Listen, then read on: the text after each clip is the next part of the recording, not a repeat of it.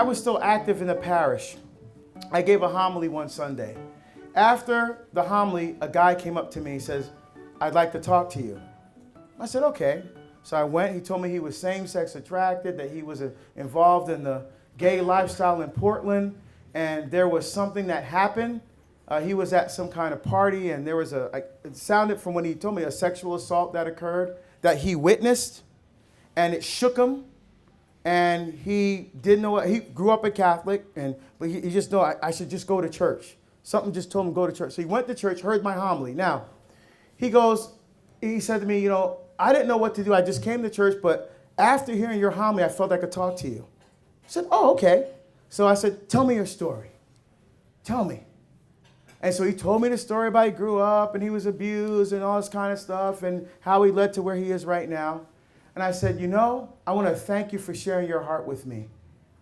Because it's not easy to recognize when God is speaking to you, because I know he told me he was told, "You're okay, that's just who you are, just be who you are," this kind of thing. And then, but that assault kind of confirmed to him that he always felt, there's something not quite right, but everybody's telling me I'm okay, so I guess it's okay.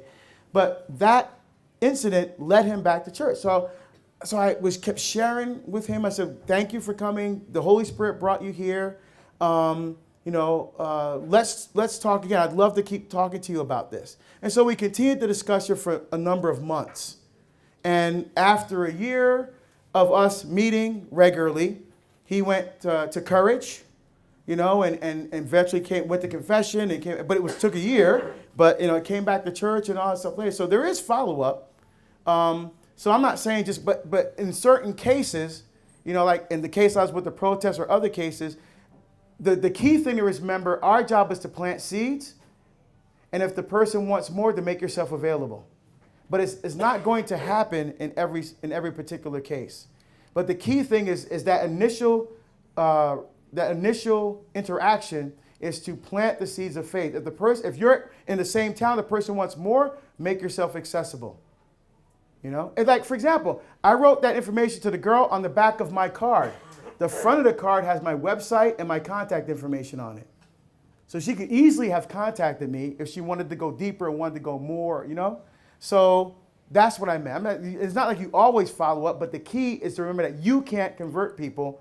And so if your follow-up is, like we could say, "I won this devastating argument on apologetics," and the person is more upset than when you first started. So you won the argument, but you lost because now the person's further away than when you started. So the thing is to give the truth in love and then let God work. And if that person comes back to want for more, that you're available to be for them, like I was for that gentleman. Wonderful guy. We're still friends to this day. He's a wonderful man of God who I have a tremendous respect and admiration for. Courage is Courage RC. It's a website for a Catholic evangelization apostolate that's for same-sex attracted people to live the teachings of the church in their life every day. So they're same-sex. They admit that, but they live according to the teachings of the church. They live chastely, and this organization helps them to do that.